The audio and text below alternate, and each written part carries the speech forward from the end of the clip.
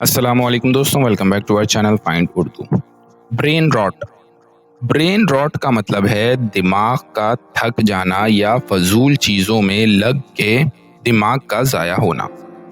Brain rot एक non formal या internet slang है जिसका मतलब होता है जब आपका दिमाग बेकार, बेमकसद या रिपीटेटिव कंटेंट देखकर नंब या सुस्त हो जाए, जैसे रील्स, मीम्स या मीनिंगलेस वीडियोस जो आपको कुछ नहीं सिखाती।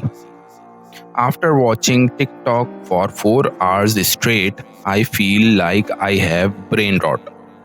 4 घंटे तक टिकटॉक देखकर लग रहा है कि दिमाग ज़ाया हो गया है। तो दोस्तों, ब्रेन रॉट का मतलब है दिमाग का फजूल और बेमकसद चीज़ों में लगकर बेकार हो जाना, ज़्यादातर इंटरनेट कंटेंट की वजह से। उम्मीद है अब आपको ब्रेन रॉट का मतलब समझ में आ गया होगा। मिलते हैं नेक्स्ट वीडियो में। शुक्रिया।